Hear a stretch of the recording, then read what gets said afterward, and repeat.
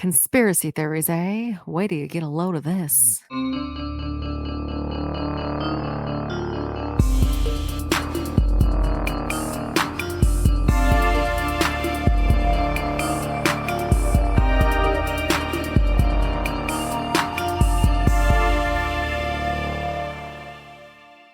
Hello, and welcome to Cracked Sisters Conspiracies. We're a podcast that covers conspiracy theories, mysteries, and all over spooky shit. My name's Jackie. And I'm Cassandra. And we are said sisters. What's going on? I have a headache, and I think I poisoned myself. Okay. Yeah, you look like you are not feeling it right now. I'm not, but we're out of time, so we have to record today. I made a dinner, and it was good. And I think I just ate too much, and I had a headache. From eating? But I had the headache before. No. Yeah. So I've had a headache like all day. And then I decided to work out instead of taking Advil. So that probably did me in. And then I made food and then I just gorged on the food. And then now I just ate like 12 Tums, which are so good. It's adult candy. Yes. The chewy ones are like antacid Skittles. They're great. Oh, I've never tried a chewy. They're really good. What did you make for dinner that you think you might have poisoned yourself with? I mean, I didn't because Alex is fine. I just don't know why my stomach is bothering me. It was just this recipe I saw. It's garlic, tomatoes, some heavy cream, some basil, and then pasta. And it's like a very easy, pretty standard. Yeah. I didn't get a chance to go grocery shopping over this weekend. So it was like, okay, what can I make with what I have? Oh, gosh. And I ended up making a Chinese chicken spaghetti. That sounds disgusting. No, it's not like spaghetti, but it was kind of like egg roll in a bowl, if you've ever had that, but with just some like noodles thrown in. Oh. Grayson loved it. So what, other than, feeling like death right now, what else is going on? I had to shave Archer's butt today. You had to shave his butt? Yeah. Did he get shit on it or what? No, so we used to call Trigger square butt square pants because he used to get hot spots. Oh, yeah. And which are like dog, for people that don't know, they're like dog sores. I don't really remember how they happen, but the dogs bite at them and it get really bad. Himself. Yeah. So he would have at least 3 to 5 a year, and it's usually in the spring, summertime.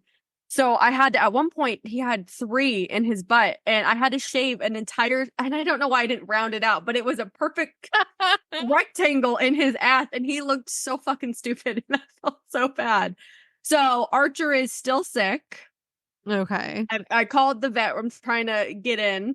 But then also he's been like whimpering when he's walking down the stairs, and his demeanor has suddenly changed. He just seems sad all the time. So I was palpating his legs and his feet because I'm like, maybe he hurt something. Nothing, was indicating that any part of him was hurting, but I could tell. And he's like slow to get up, and he's like refusing to go on the stairs because something's hurting him. So today he was licking, and it was driving me insane. What the fuck are you licking at? And he smells like and we give them baths a lot, but he just reeks. And I'm like, I know this smell. It's the smell of an infection because Trigger's ass used to smell like this. Right. So I looked, and I'm like, and he's black, so it's very hard to see anything, but his skin is as white as I am underneath. So you got some contrast, but I saw that he just has this, I'm so sorry if this is gross, people, this like yellow, moist dandruff all over there's his tail, and then like the 2 butt cheeks, and it's on both sides of his tail. And I'm like, I can't see what it is though. And I'm like, normally with Trigger, you see the flakes and you go to the hot spot somewhere, and then you like feel around, you find it. I could not find it. So I'm like, Alex, we have to shave his butt. So I shaved 2 circles. Butt cheeks. He's cheeked up. Oh. I know. I can't find the source, but it fucking reeks. I'm like, that's what the smell is. So now the vet will be able to find it very clearly, and I don't know what they're going to do with it. But interesting. I wonder if it's an allergy or something. I wonder if his hips are bothering him. I don't know. And I'm like, I was palpating, and I thought I felt bumps. So I'm like, I think it's just his fucking hip bones because he's so skinny right now because he's just not retaining any of the nutrients. We're feeding him 3 times a day. Oh Alice my is convinced he's gosh. gonna die. I'm like, he's not gonna die. Well, I mean, but Yes. there's clearly something wrong if he's Yes, lethargic and he's not himself. And I know. So yeah, we're trying to get him into the vet this week. poor puppy. Just okay, just keep. It's just money. I know, right? Just money. What's new with you? Nothing. Just work, football, mom life.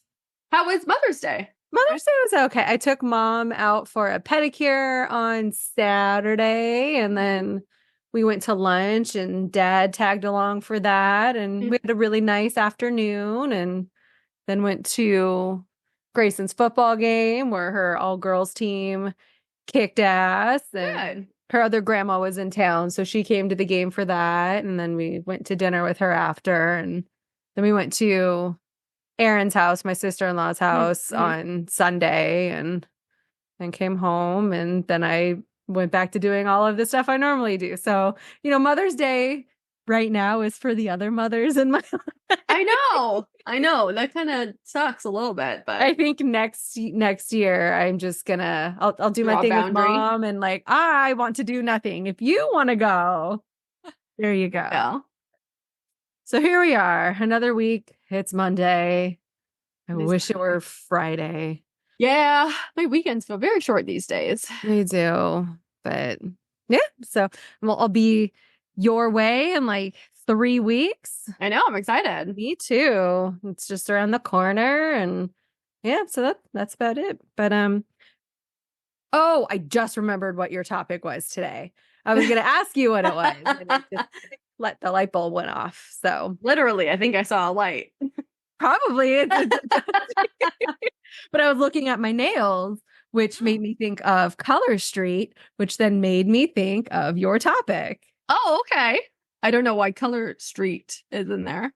MLM. It's Color Street, and I thought they were just like a Target brand. No, it's the same network where someone sells it to someone else who sells it to Well, as you will see, I did not cover every single MLM in the world because that would take forever. Yeah, so. You don't have that kind of time.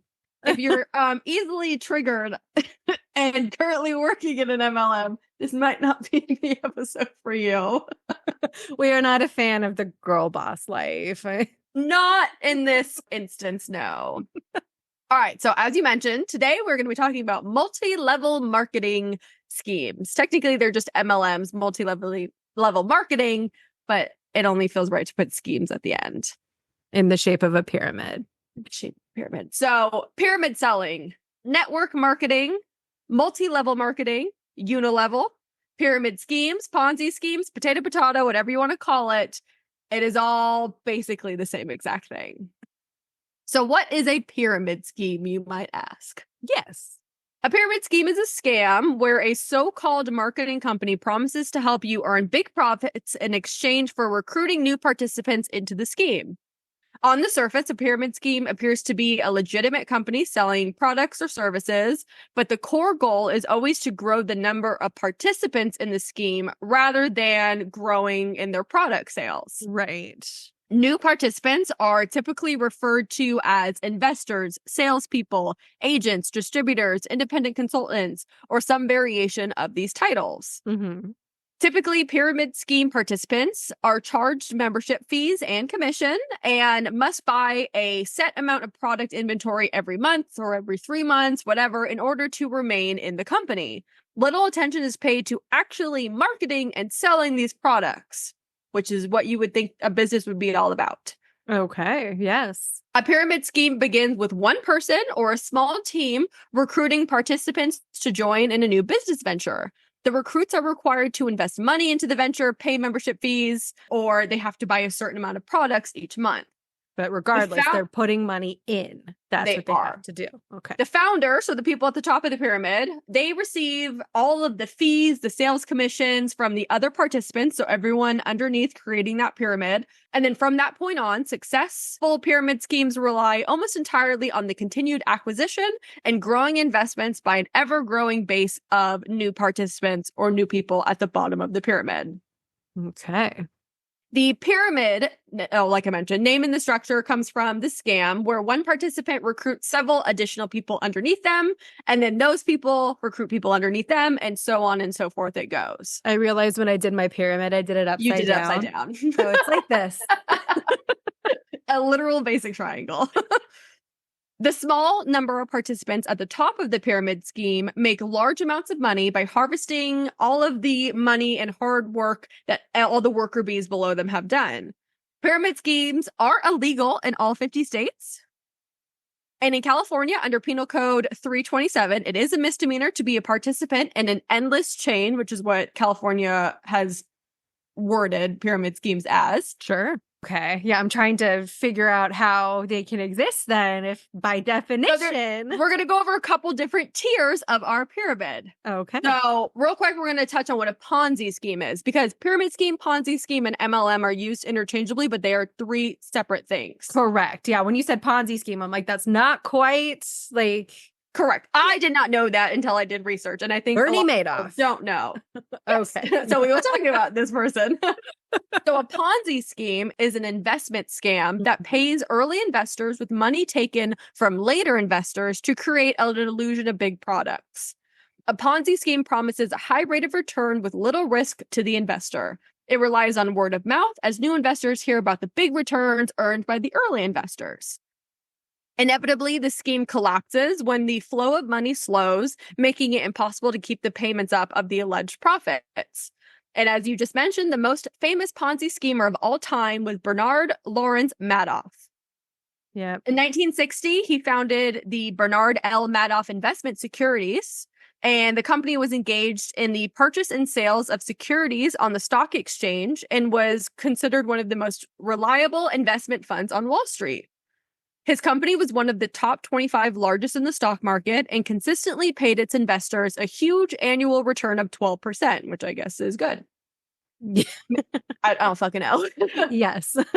Major global banks and celebrities were among his investors.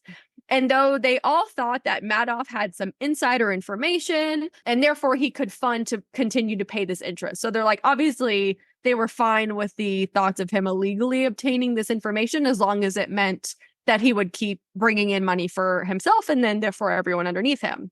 Correct. 40 years later, it was revealed that Madoff paid off old investors from the funds invested from the new clients. And his son found out about this and actually was the one that turned him into the cops. I did not realize that his kid was the one who blew the whistle. Okay. And then it just gets real sad real quick. So, as I mentioned, it was one of the largest financial frauds recorded and affected 3 million people, and at least 4 people died as a result of this coming to life. Several bankers had committed suicide, including Madoff's own son, Mark Madoff, who hanged himself with a dog leash inside of his New York apartment exactly 2 years to the day after he turned his father in. Oof.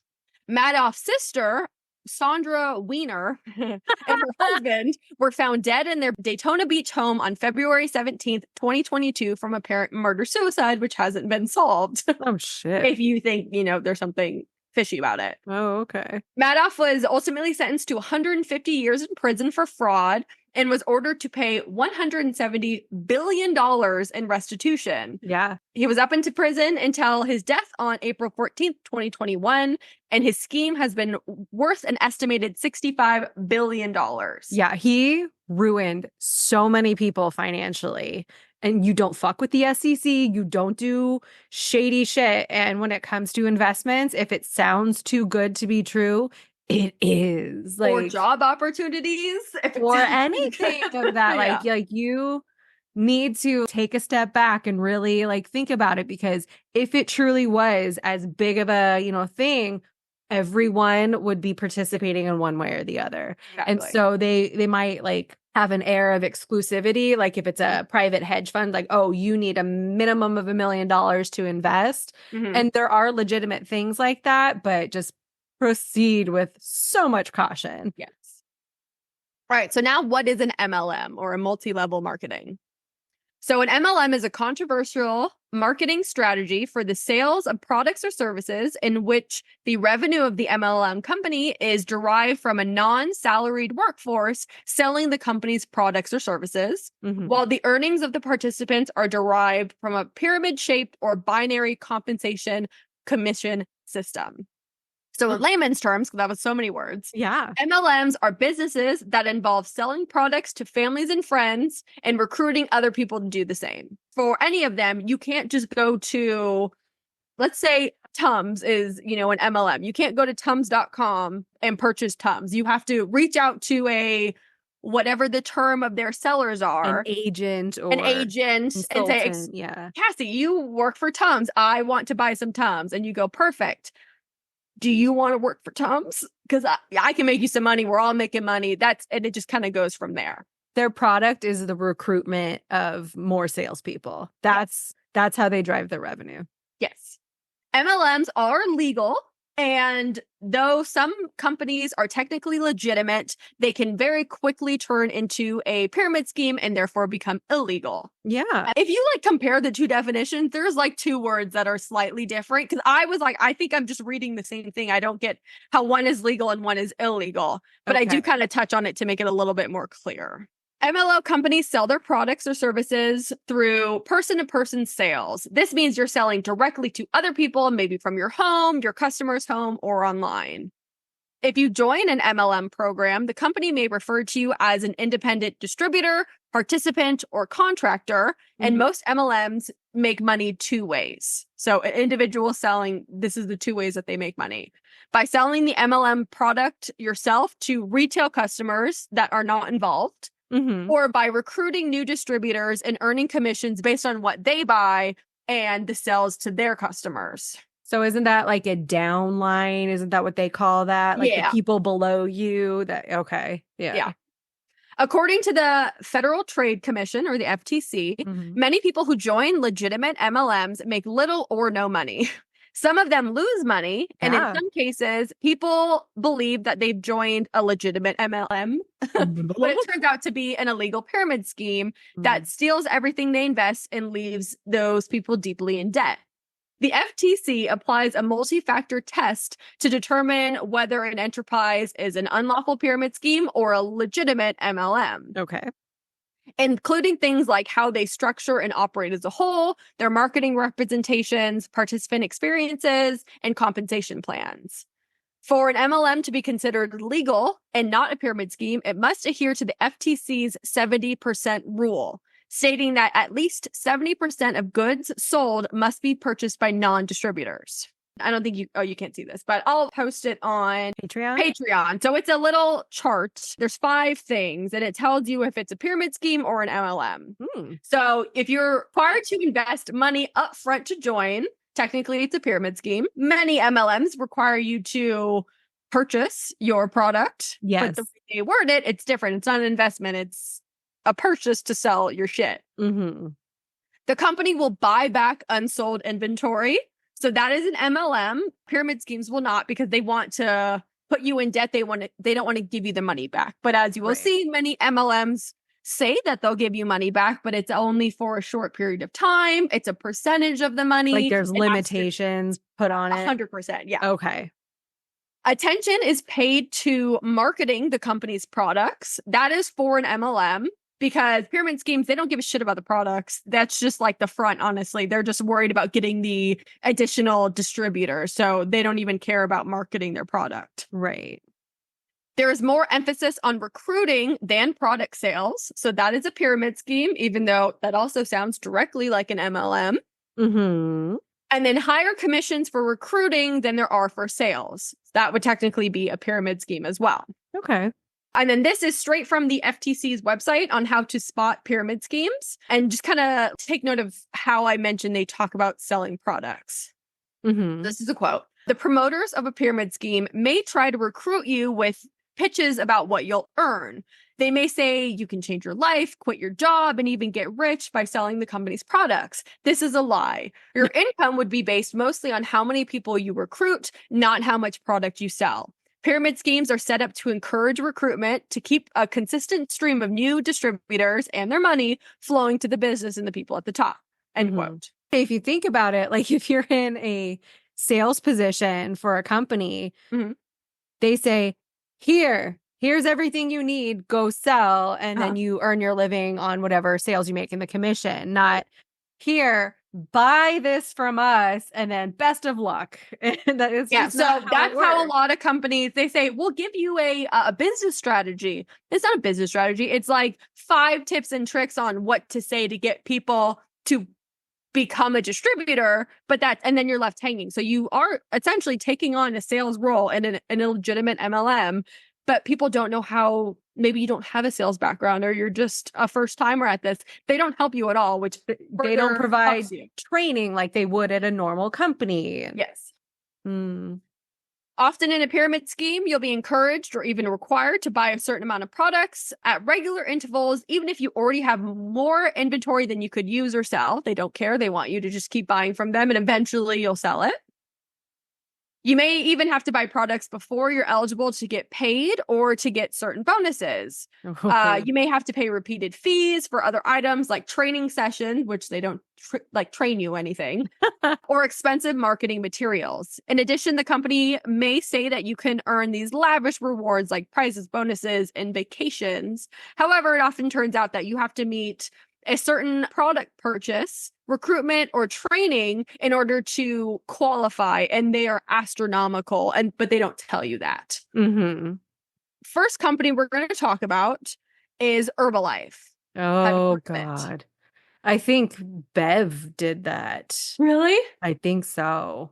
I remember it really popular when I was a senior in high school because there was this really hot guy that had just graduated who was like into fitness and he was selling that. It's so fucking annoying with it because like Facebook was really the only thing we had. So he would just constantly be DMing people.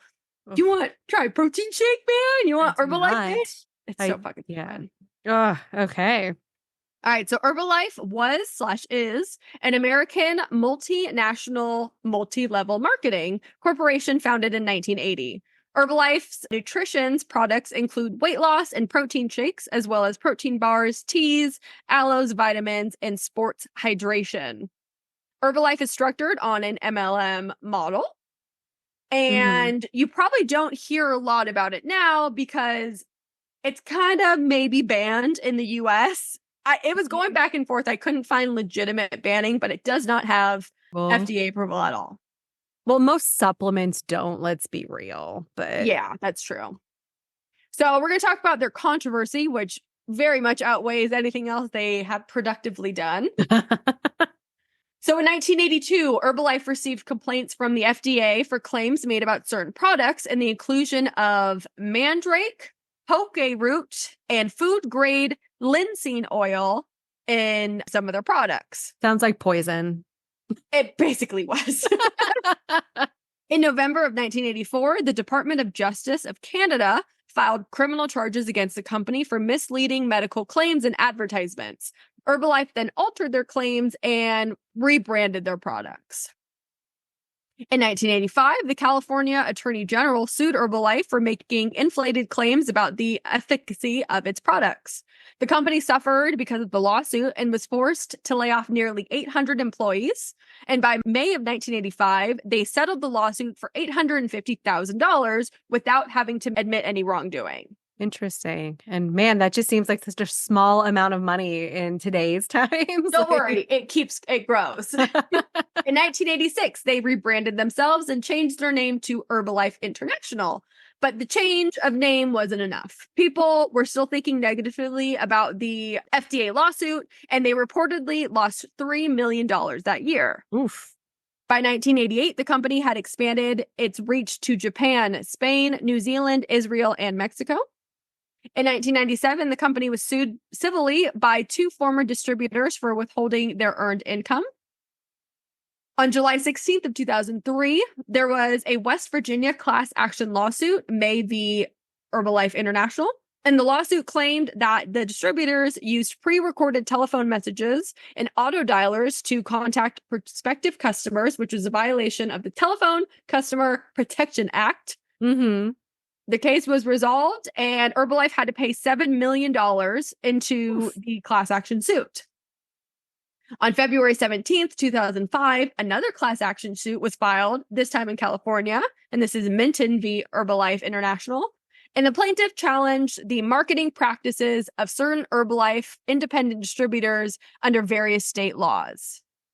So basically, the common theme is they are marketing their products as healthy, safe, clean, and none of it is legitimate, and they keep getting in trouble for it, and they are not changing their ways. They're just changing their name. They are. Being unsuccessful. In 2004, Israel's health minister began an investigation into Herbalife's products after 4 people using their products were found to have liver problems. The company was accused of selling products containing toxic ingredients such as quinquina, comfrey, and Cresca. That was all gibberish. Those were not. I don't know what it is, but it's toxic.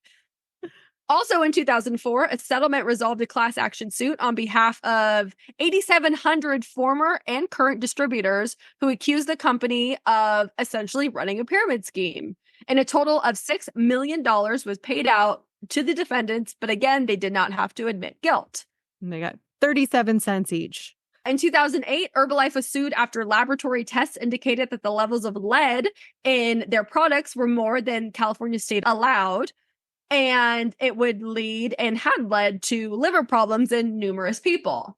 Can we also talk about the fact that it is wild that there's a max amount of lead that can be in products? Like, it should be 0. There should be no lead. I know. Products.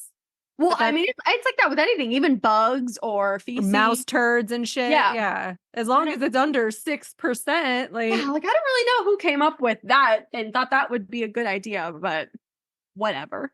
Mm. In 2009, an Israeli woman sued Herbalife, claiming that her liver damage was a result of using their products. In 2016, the FTC accused them of deceiving customers about the potential returns, and that most of the returns were made from distributors and recruits. Herbalife ended up settling and agreed to fundamentally restructure its business and pay $200 million fine. Oof. And partial refund checks were mailed to roughly 350,000 distributors. Wow. The FTC said in a press release about the settlement that, quote, it's virtually impossible to make money selling Herbalife products, unquote.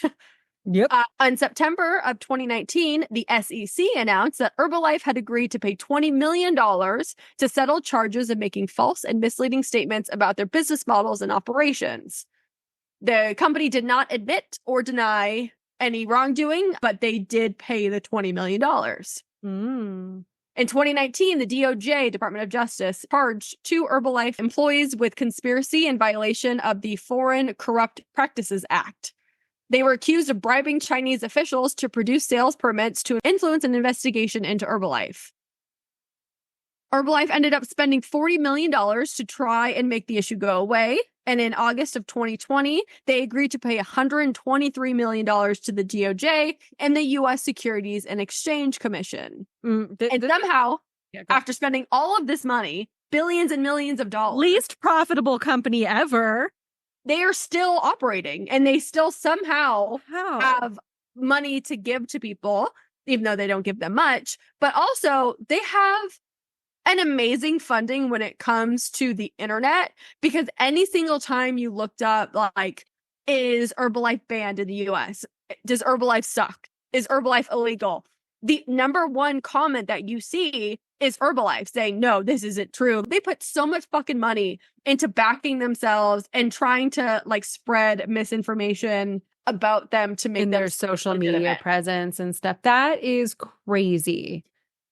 So as a little test of a scheme or legit, I'm going to go ahead and say that Herbalife is a scheme, and the Department of Justice agrees with me. Oh, good. Okay. Next company is Mary Kay. Oh, God. I don't think I was old enough to experience Mary Kay, even though it is still going on today. Yeah, you do every now and again see rumblings of it. I think it was bigger in like the 60s and 70s, maybe even the 80s, but like the Mary Kay for like mom and dad with Yeah. Avon for like, Yes. us. Okay. I remember Avon because I bought some, or mom bought me some of their like makeup products. Or We used to have the shower gel that we would take camping with us because it hung on the pole. And then they had the hair mascara. That was like the first time I ever got that. It was, you can get it in a couple of different like chromatic colors. So I would have like sparkly blue. They didn't work very well, but sounds fun. But there were some interesting things. So Mary Kay is an American privately owned multi-level marketing company that was created in 1963 and is based in Addison, Texas. Mary Kay sells cosmetics through direct marketing models, and their consultants, who are called beauty consultants, can make income by directly selling to people in their community and also receiving a commission when they recruit others to be selling in the distribution network. Their business model is very green focused, and they state that their products are environmentally good, that they are sustainable, and they push a very woman friendly, pro women campaign. Okay. They also have all these fucking rules that I saw called like the golden rule, the platinum rule, the silver rule, but they're just the same words being used in different ways. So the golden rule is treat others how you want to be treated. The platinum rule is treat others how they want to be treated. How fucking stupid is this? Very fucking stupid. Beauty consultants must pay a $100 fee for their starter kit. Mm-hmm. And there are two ways for them to make money: recruiting and retail sales. Recruiting commissions earns reflects the commission and bonuses of 4, 9, or 13% that one earns from wholesale products of MK products in their team. And they call their teams units. They have like this very special language, just like all of these companies do. Sure. And just like fucking cults do. Yeah, it's given the culty vibe. The more research I did, I'm like, oh, the more every single one of these is a cult, because you have a leader who started it, and then they have terms for everyday things that's different than everyone else, and it makes you feel special. But and you know, cults got to keep the lights on too, so they had to find a way to profitize everything and monetize it. So here we are. Consultants may also earn 50% gross profit on products that they sell at full retail price. Mary Kay is wildly known for their pink cars. Yeah. In 1968, Mary Kay purchased her first pink Cadillac from the Dallas dealership. The Cadillac served as a mobile advertisement for the business, and the following year, Mary Kay rewarded the company's top 5 salespeople with a similarly painted 1970 Coupe de Ville vehicle. Gotcha.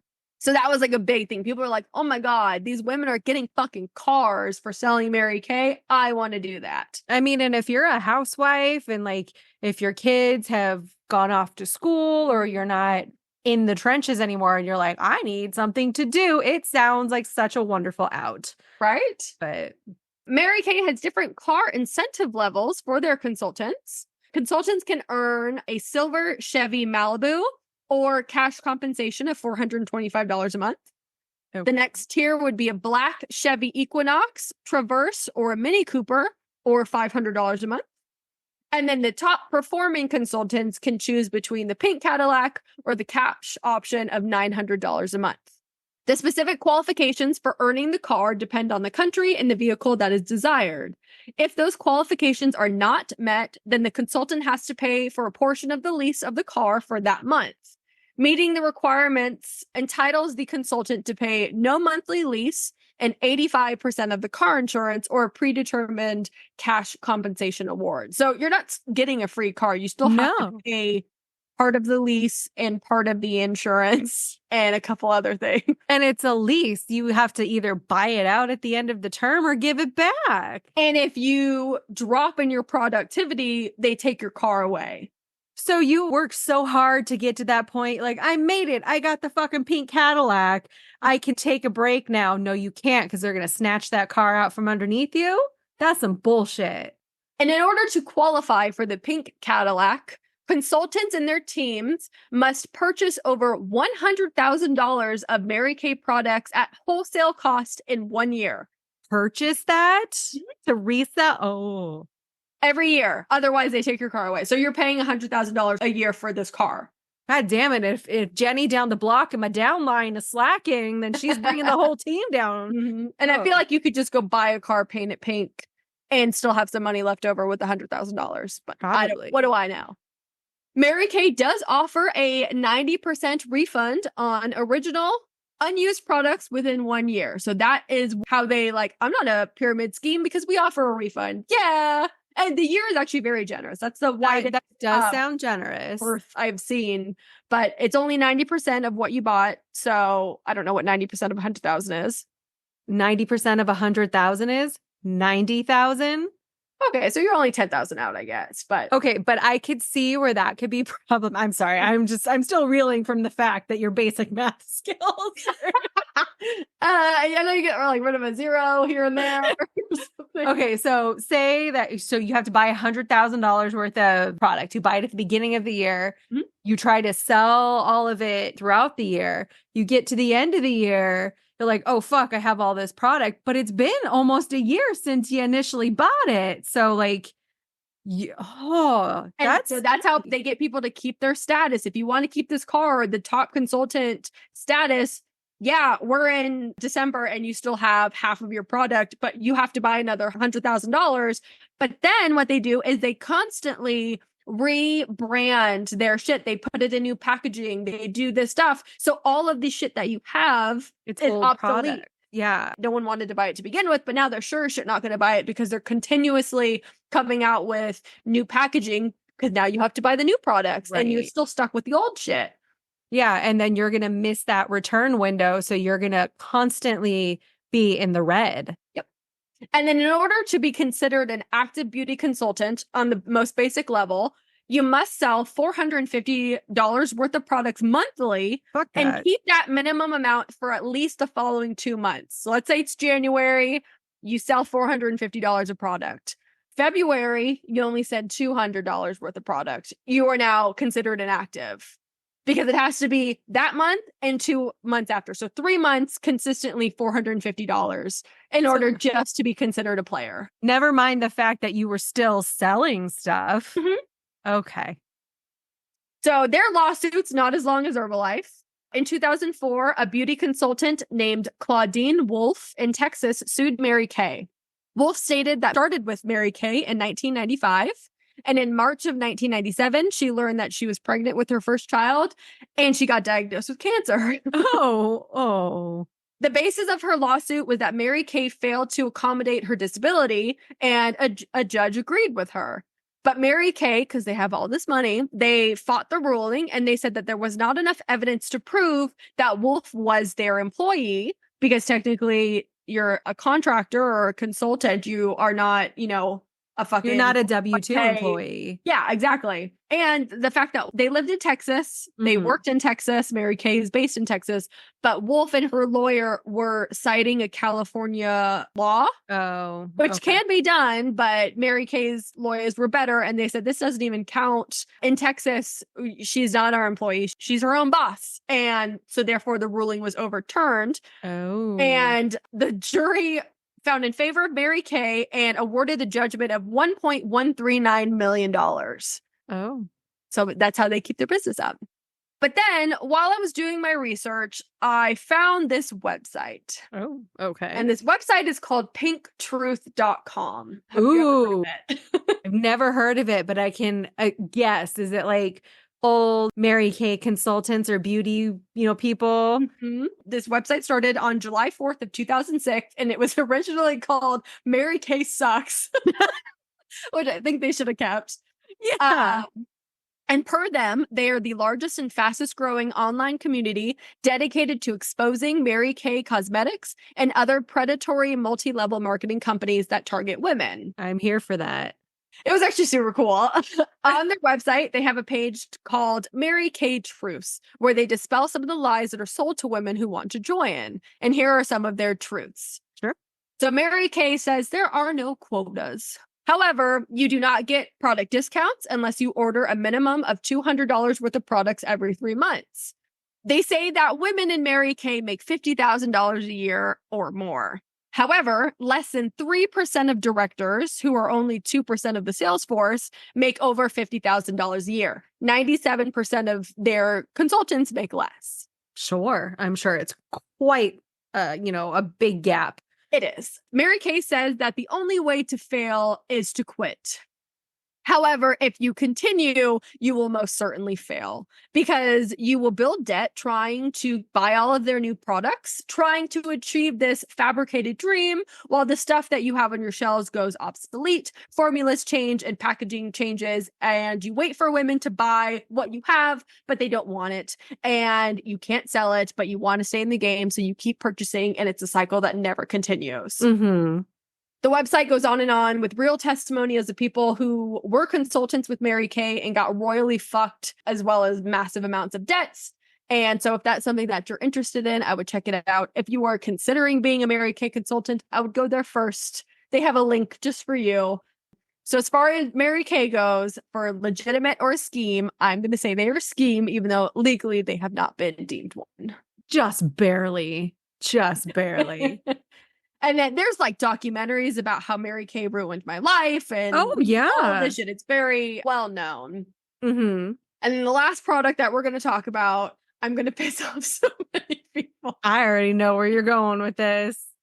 So this product is Arbonne, and I am sorry for the people that I know that sell this, but it's on the list for a reason. So Arbonne is an international multi-level marketing company that was founded in 1980. All of these companies came up in 1980. I don't know what the 80s was needing that they needed 500 of these MLMs, but apparently cocaine-fueled, ideas were running rampant. That's the point. So their product line includes vegan skincare, cosmetics, and nutrition. They are also structured on a multi-level marketing model. The products are sold via home-based business owned and operated by independent consultants. Independent consultants are not employees and are viewed differently by the United States IRS. Mm-hmm. Arbonne is a member of the Direct Selling Association, which all of these are. I don't know what scam the Direct Selling Association is or what weight people think it has, but it's like posted on everyone's websites. Like, we're legitimate. We're on this random website, but it's not. Says the association that was founded by two dudes in their garage that no one knows anything about. Oh, is that it? I have no idea, but that sounds like an origin story of that. So I went to Arbonne's website, just like I did all the other websites, and I wanted to see what it would take to become an independent consultant. Okay. So you must pay $99 to start. Just like Mary Kay, you have to pay $100 for your starter kit. Okay. And according to their success plan, independent consultants need to accumulate a minimum of 250 client qualifying volume, or CQVs, each month to be eligible to receive an override, to qualify for a title promotion, and to participate in all awards, bonuses, and recognition programs. So again, you have to have a certain amount of product that you are selling and or purchasing every month in order to be considered active. The amount of buzzy, jargony words that you just said, by the way. I know, and it's all made up language. That's exactly make you seem what like it you're is. so important. Independent consultants must pay an annual fee and agree to the latest terms and conditions. This activity allows you to remain an independent consultant for the following 12 months until your next annual renewal. Failure to pay your annual renewal fee will result in termination of the agreement on the last day of the month following the renewal. And your account will be reassigned to preferred client status, which I guess you don't want because that's bad. Although on the surface, preferred makes it sound good. It does. So even the shittiest position is still okay. And at the very last page of the success plan, they have a warning in all capital letters that I'm sure no one fucking reads. So this is what it says. Quote, there are no guarantees regarding earnings. You should not believe anyone who guarantees any amount of earnings to you. Each Arbonne independent consultant, like any other business, can succeed or fail for many reasons, including your own personal skill, business acumen, and leadership earnings are based upon sales to personal clients and preferred clients. Many people who join as an independent consultant do not achieve meaningful earnings. Every business venture has risks, and Arbonne is no exception.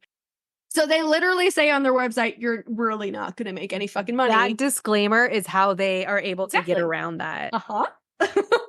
because like, no, see, it's clearly on the website. But no one, it was like so far down. And I was on the website for a very long time. No one would find that naturally. It's buried on purpose. That's like that's like what they do with terms and conditions that you have to agree to, because they know that no one's going to read it fully. And so that's how they sneak one past you.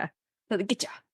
So big marketing tools Arbonne uses is they say that all of their products are clean and safe, alluding that their products are better, healthier than the everyday products that you would buy in the grocery store, in a Target, whatever. Okay. They harp on being able to create your own flexible schedule and basically say it's a side hustle that's better than your boring 9 to 5. On their frequently asked questions page, one question is Arbonne a pyramid scheme? Which is on every single one of these website pages, by the way. To which they reply, no, we are legal and legitimate. And, quote, Arbonne does not pay commissions solely for recruitment, only pays commissions when products are sold, end quote.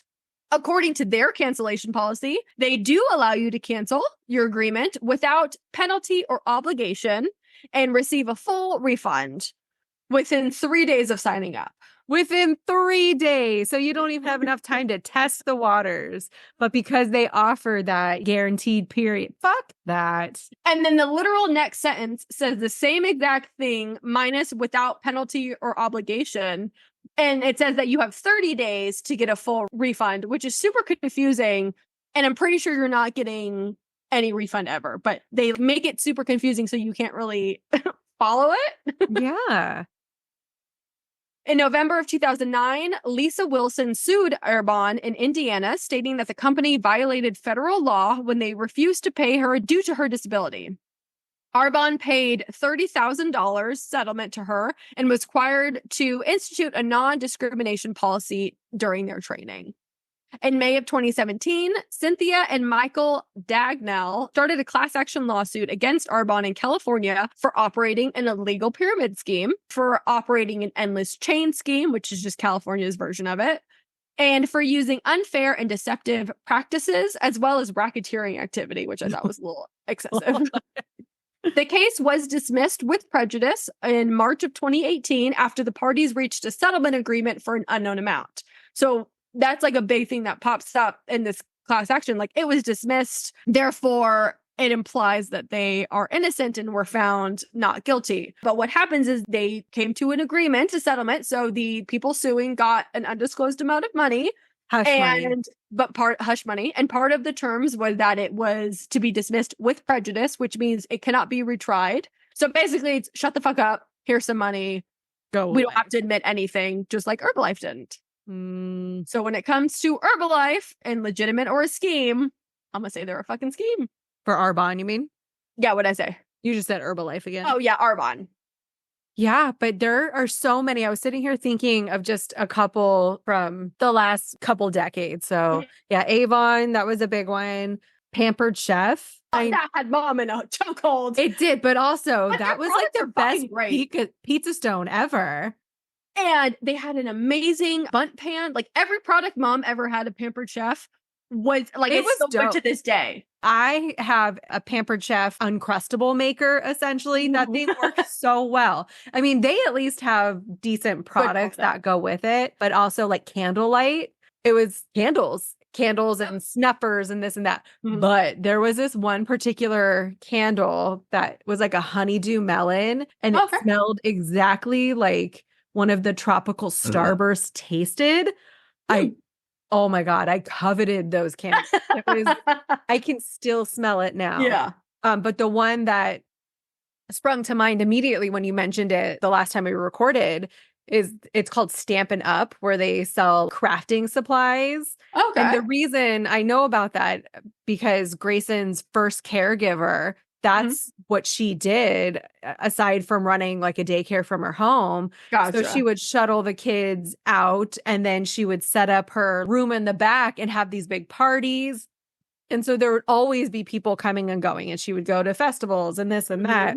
But she is the only person that I know of that can hustle so well. Like, this bitch goes on cruises and stuff every year. She had to take weeks off because, I made enough from my downline to go on a cruise. But The thing with the multi-level marketing is I understand the appeal. Like I said, especially if you're working from home or you're not working from home, you're at home and you are desperately wanting work, but you're not the only person, especially in your geographic location. And so it becomes so oversaturated so quickly that there is no market to and the tackle. products are so ridiculously overpriced. Yes. Like I supported one friend who is in Arbonne, and I bought those fucking fizz sticks, and they were good. They're good. Like, I'm a caffeine addict. I love like $60. $60 for a box.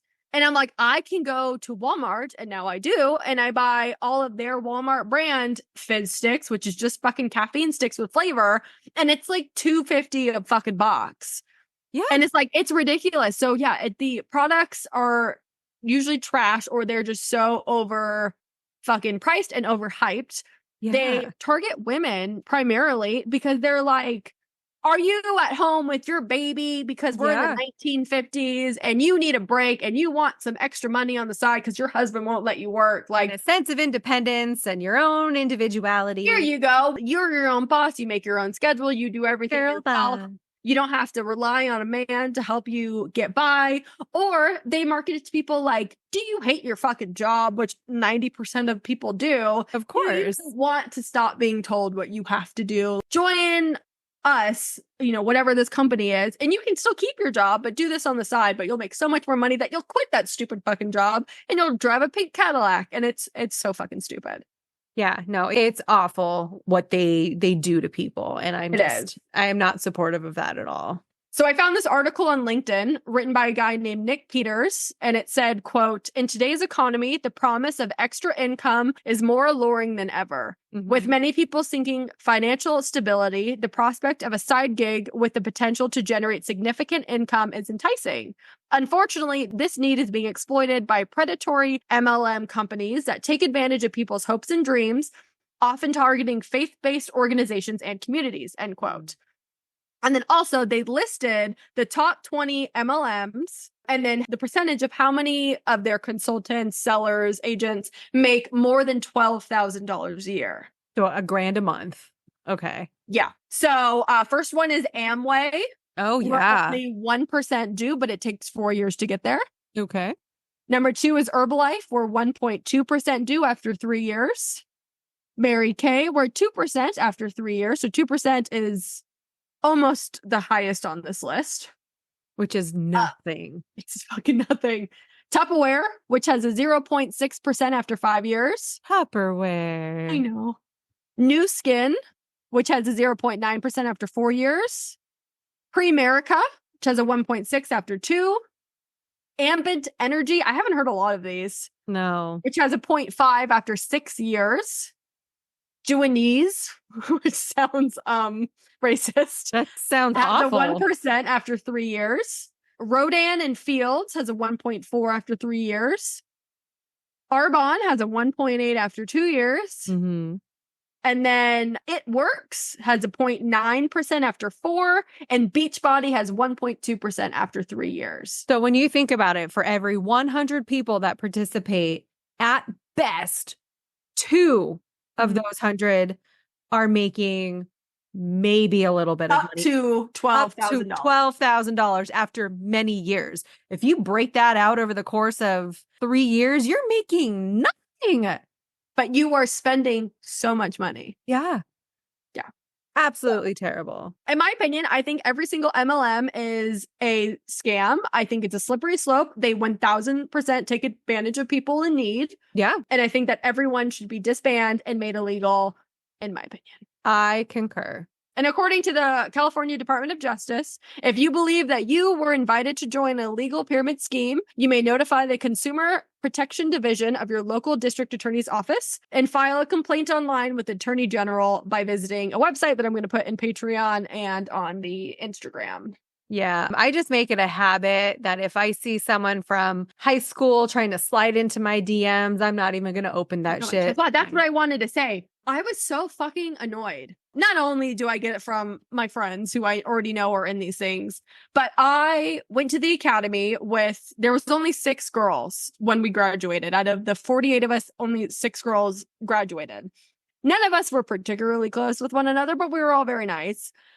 One of them, I know she got out way before I did, and her husband's still a cop. And she commented on one of my posts or something, and she goes like, "Hey, how are you? Like, we haven't talked in 3 years." And I'm like, "Oh, I'm good." And she has like 2 kids now. So we were literally catching up. And I literally remember thinking, that's just so nice. She didn't have to reach out. We never really talked, but like, I'm really appreciative that she did. This is really nice. Maybe Sure. we'll do something. Literally, after thinking that, the next message, it was like a switch, and you can tell it's a script. Instead of saying, "Hey, girly," because we had already been talking, you just delete that part. And it's like, "So I've been doing this." I don't remember what fucking company she was with. I don't think it was Arbonne. I think it was something else. But, "I've been doing this, and this is how I can stay at home while my husband works. And, we're always looking for new people." And I'm like, get fucked, man. So I blocked her. Yeah. And I said to Danny, I'm like, you really had to ruin that fucking, I don't want to sell your shit product, man. Like, don't message me. And how dare you? Yes. I mean, first off, don't message me, period, personally, because if we're not regularly in communication, there's probably a good reason. Yeah. But yeah, definitely don't try to sell me on anything. So, ugh. So that's MLMs. It's very frustrating. And like I said, literally the people that go so hard for them in the comments of all of these articles and videos are like, "I'm in one and people are just lazy and they couldn't make it work. So they have to shit on us." And it's like, you were totally brainwashed because you're an adult. And I feel for you, but one day you'll snap out of it, man. And you're probably one of those people that aren't even that 1 or 2%. You're just trying to rah to. Yeah. So I know. I don't like it. Anywho, they're all terrible. They are. That was really frustrating to sit through just because. You know, but hopefully this will open some people's eyes, man, and go sell your feet pictures. I don't know how that is. That is completely entrepreneurial right there. That is true definition of girl boss right there. You control everything. You do. What are you going to cover next week? So I was thinking, I was inspired by my last topic when I covered Kurt Cobain. Oh, uh-huh. And, at the end of it, I acknowledged the fact that he was 27 when he died. Mm-hmm. So there is something called the 27 Club. I don't know if you've ever heard of it.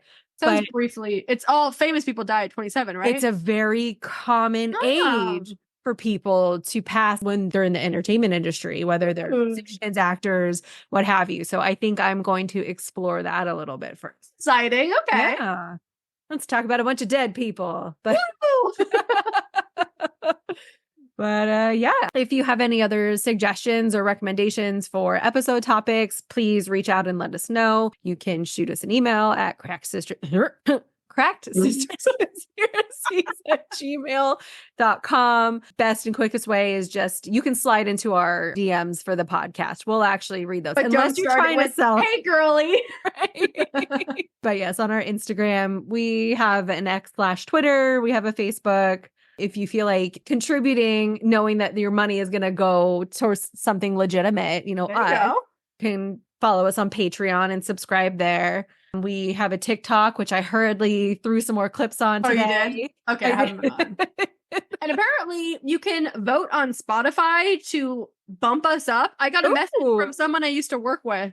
I don't talk to him that often, but it was nice to hear from him. And he goes, "I bumped the podcast from a 4.0 to a 4.2 on Spotify. I didn't know you could vote." I'm like, I didn't either. So I didn't know that. So yeah, engage with us on our various platforms. Help some 2 broke ass sisters out. We're a 4.2. We have 5 votes.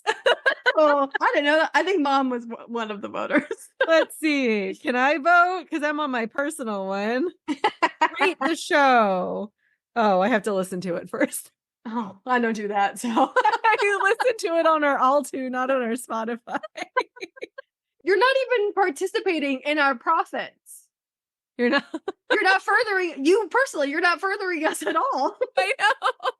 Neither am I, because I don't listen to us. And let's be real, there's no profits. Our Patreon fund don't even cover our operating expenses as far as the subscriptions go. But that's okay. We're not in it for the money. We're in it for the fun. Yeah. But anywho, that's all I know. So I'm going to say stay cracked, y'all. And have a great day.